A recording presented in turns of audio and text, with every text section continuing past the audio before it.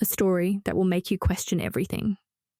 Have you ever underestimated someone so completely that their true nature, when finally revealed, left you stunned? My name is Jennifer Cole. I'm a 38-year-old marketing executive living in Austin, Texas. This is my story about a young man named Marcus, who taught me that love, protection, and destiny often arrive in the most unexpected packages. For 2 years, Marcus had been my gardener. At least that's what I thought. He was always there, moving through the background of my life, tending to my yard, helping around the house. I treated him kindly but distantly. He was young, from a small town in Oklahoma. I assumed he understood little about the complexities of my world. I was wrong. The day Marcus spoke those words to me, Jennifer, don't make the mistake of underestimating me, I dismissed them as the pride of a young man. But the night I truly saw him, I was left speechless. Because that night, Marcus didn't behave like a 20-year-old boy. He behaved like a 30-year-old man. A man on a mission. Welcome to my story. It started when Marcus began staying overnight to help with my son. That's when I noticed changes in my body, in my mind, in my heart. I thought he was too young to understand anything. But slowly, his true colors began to show. I never imagined that a 20-year-old boy could bring so much peace to a 38-year-old woman like me. Marcus was 20 when I brought him from a small town in Oklahoma to work at my home in Austin. My household consisted of just me and my 1-year-old son, Ethan. When I went to work, Marcus cared for my child. He lived with us. I had become a mother without marriage. My ex-boyfriend Daniel had played with my emotions, promising marriage. When I became pregnant and went to his house, I discovered he was getting married to someone else. He had been playing me the entire time. I couldn't bring myself to end the pregnancy, and by the time I considered it, I was already 5 months along. My own parents refused to accept me or my child. So, I chose to live alone. Months earlier, I had visited my hometown for my grandfather's 100th birthday celebration. My grandfather, Grandpa Joe, had always been my anchor. At the celebration, Ethan was playing happily with him when my office called. I stepped outside to take the call. When I returned, Ethan wasn't with Grandpa Joe. He was with a young man I didn't recognize. I watched, amazed, as my son played contentedly in the stranger's arms. When I took Ethan back and started to leave, the young man stopped me. "Ma'am," he said quietly, "I need help. Not money. Work. My name is Marcus. I used to help with the livestock here, but now the family is talking about selling them. If you have any work, please give it to me. My parents are farm laborers. I really need a job." I studied him for a moment. "I need someone to care for my child, but you'd have to come to Austin with me. I'll pay you $2,000 a month." Marcus agreed without hesitation. From the moment Marcus moved in, my life transformed. He cared for Ethan with a tenderness that surprised me. My son, who often fussed for me, ate peacefully from Marcus's hands. Ethan's health improved. Marcus handled household chores without being asked. I gave him his own room. One night, Ethan wouldn't stop crying. Nothing I did calmed him. Hearing the commotion, Marcus came to my room and gently took Ethan from my arms. The moment my son touched Marcus, he quieted. It was late, and Ethan refused to let go of Marcus, so I asked Marcus to sleep in my room that night. In the morning, I woke to find Ethan curled up against Marcus's chest, sleeping peacefully. After that night, Marcus began sleeping in my room to care for Ethan. Everything was going well. Grateful for his dedication, I took Marcus to the mall on his day off. I bought him nice clothes. I took him to a salon for a proper haircut. Marcus was naturally good-looking, but he lived so simply. That day, I completely transformed his appearance. Seeing him in his new look, I couldn't believe my eyes. The simple gardener from yesterday was now handsome and smart. I hadn't imagined the change would be so striking. When we returned home, Ethan fell asleep immediately. I laid him in his bed and went to get water. Marcus brought me a glass. After I drank, I set it down and noticed Marcus watching me intently. Before I could react, he hugged me. It had been years since any man had held me. I gently pushed him away. "Jennifer," Marcus said, his voice soft, "because of you. Today, for the first time, I've learned to love myself. Life is beautiful. You just have to know how to live it. Today, by transforming me, you've done me a great kindness. I truly look good. Seeing the genuine happiness on his face, I felt happy too. From the next day, Marcus became even more meticulous about his appearance and cleanliness. He was 20, but having grown up doing physical work on the farm, he had a strong build. He exercised daily in the house. He was tall, fit. I asked him once about continuing his education, but he said his interest in studies had faded. Every morning before leaving for work, I would kiss Ethan goodbye. Today, as I bent to kiss him while he sat in Marcus's lap, Ethan suddenly turned his head, and my lips brushed against Marcus's cheek instead. I was mortified. I apologized and rushed to work. That evening, I couldn't meet Marcus's eyes. He had already fed Ethan and put him to sleep. We ate dinner together in awkward silence. Afterward, I went to my room to take my medication. I suffer from migraines. Even after taking the medicine, my head throbbed mercilessly. I sat on my bed, holding my head. A little while later, Marcus entered. Seeing my condition, he asked what was wrong. When he learnt about my headache, he began massaging my temples without waiting for permission. His touch brought immediate relief. Slowly, I drifted into a deep, peaceful sleep. The next day was our office's casual dress day.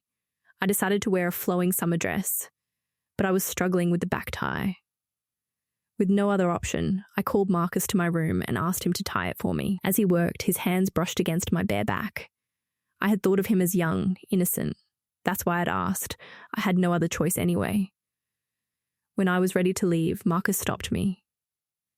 He brought a small pendant from his pocket and placed it around my neck. "Jennifer, this is for protection. My grandmother gave it to me." "You look beautiful today." I smiled at his old-fashioned gesture and left. That evening, my best friend Jessica came to stay with me for a few days. She brought her boyfriend Ryan. Marcus had cooked an excellent dinner. For the next 3 days, they both stayed with us. The second night, Marcus prepared dinner and called Jessica and Ryan to eat. But they were drinking in their room. Jessica had had too much and passed out without eating. Ryan came to eat with us instead. "Jennifer," he said, sitting down, "you're even more beautiful than Jessica." The moment he spoke, I noticed Marcus glaring at him with barely concealed anger. After dinner, Ryan returned to his room. As soon as he left, Marcus spoke up. "Jennifer, what kind of friends are these? I don't like that man's words at all." I snapped at him. "Marcus, I consider you family. That doesn't mean you can speak to my guests like that. Your job is to help around the house. Stick to that. I don't need you to teach me anything." Hurt, I went to my room. Despite my harsh words, Marcus brought me water. I took my medicine and went to sleep. That night, Marcus didn't come to sleep in my room. Or so I thought. When I woke in the morning, he was lying beside me, but so was Jessica. She stood at the foot of my bed, furious. Marcus was dragged before me, Jessica's scarf tied around his hand. "Your gardener broke my boyfriend's arm." Jessica screamed. Marcus just shook his head quietly. "Jennifer, I did nothing." Ryan was drunk.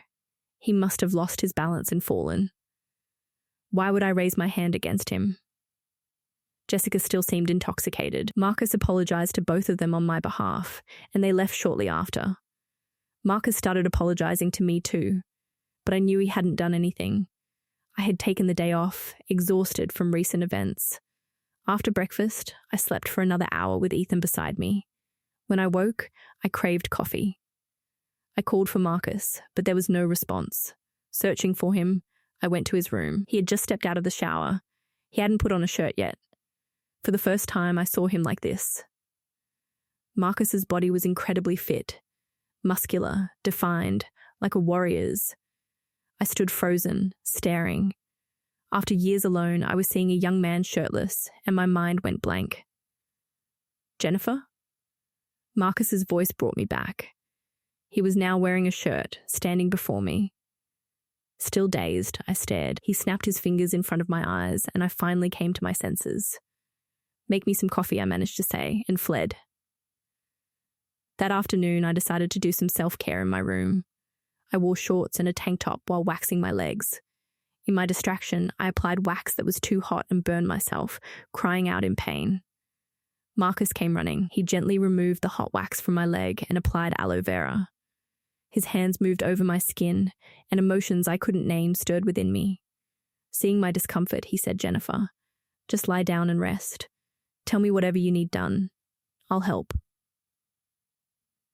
I asked him to wax my other leg. He did exactly as I instructed. He even massaged my face. His touch was incredibly soothing. The day off became truly restorative. Marcus possessed every quality. He held nothing back. That night, I told him not to sleep in my room. During the day, I was hardly home. At least at night, I wanted time alone with my child. I didn't like him always being there. Days passed. At first, Ethan couldn't sleep without Marcus, but gradually, he stopped crying at night. I began noticing changes in myself.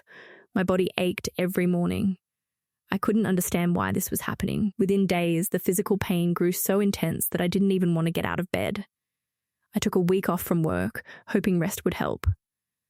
Now Ethan spent all his time with Marcus. When hungry, he'd come to me briefly, then return to Marcus. One evening I was sitting, clutching my lower back in pain. Marcus came to my room with water. Seeing my hand on my back, he understood. "Jennifer, if you don't mind, may I massage your back?" He offered. My back hurt so badly that I agreed. But before he began, I turned off the main light, leaving only the small nightlight on. In that dim glow, he wouldn't be able to see my back clearly. As he massaged, the pain seemed to vanish. It was extraordinary relief. During the massage, Marcus asked softly, "Jennifer, do you ever miss Ethan's father? You're so beautiful and young. Why are you still alone?" I had no answer.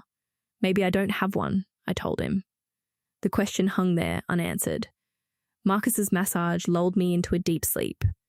2 days later marked the anniversary of when I'd first met my ex-boyfriend, Daniel. That day I tried desperately to keep my mind busy, but in the darkness of night, memories overwhelmed me. He wasn't with me tonight, but he was my child's father. Seeing Ethan every day reminded me of him. Tonight, I couldn't hide my emotions. I began sobbing uncontrollably in my room. Ethan was sleeping nearby, but I didn't care. I hadn't even taken my medication. Marcus came with water. Finding me crying, he made me drink, waited until I calmed, then gave me my pills. Ethan stirred at the sound of my crying. Worried he might wake, Marcus gently led me to his own room. Once there, I clung to him. It was as if I'd lost all awareness. Hearing why I was crying, Marcus grew quiet. He kept wiping my tears. Still crying, I held his shoulder. Slowly, I pulled him closer. "Marcus," I whispered, "I want to spend tonight with you."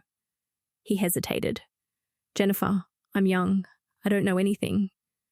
I pulled him closer still. That night, I stayed in his room. When I woke in the morning, he wasn't beside me. His shirt lay where he'd been. I found him outside, feeding Ethan cereal and fruit. I'd forgotten about my son, but Marcus hadn't. He had taken care of both of us.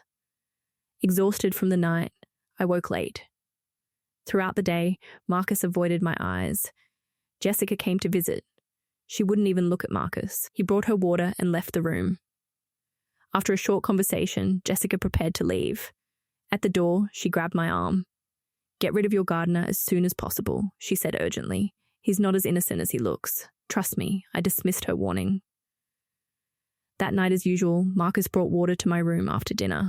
He had already put Ethan to sleep in the living room, in his playpen, and was watching over him. I turned off my light and went to sleep. Sometime later, Ethan's cry woke me. Just as I was about to get up, his crying stopped. Moments later, I heard my door open. I lay still, watching through half-closed eyes. Marcus entered my room. He approached my bed, checking if I was asleep. Then he reached for my phone on the nightstand and began examining it. I switched on the light. He froze, caught. I snatched my phone from his hand. "Marcus, what's going on?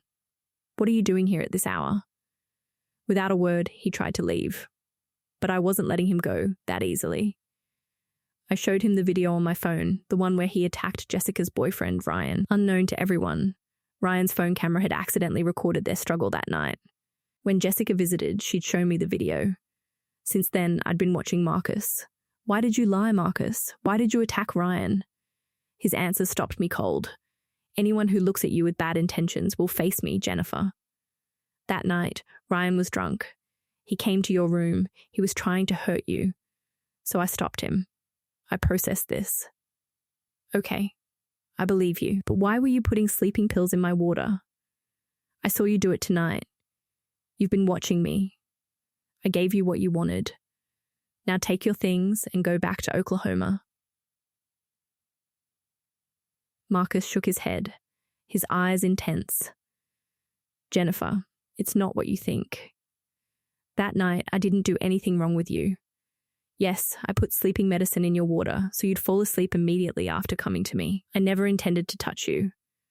A few days ago, I saw you on the phone late at night. I heard your conversation. You were planning to meet your ex-boyfriend again. He had arranged to come to this house. I knew everything. I gave you sleeping pills to stop you from meeting him. That man is still deceiving you. He's lying to you. He's getting close to you again because he wants to take your child away. His wife can't have children. He hasn't divorced her. He's using you, Jennifer. I stared at him, stunned. Who are you, Marcus? How do you know all this? He took a deep breath. Your grandfather, Grandpa Joe, showed me your photograph. I was drawn to you from the first moment I saw it. But Grandpa Joe also told me you were against marriage. So together, we made a plan. I came here to earn a place in your heart. But after arriving, I saw how many people had bad intentions toward you. I started protecting you.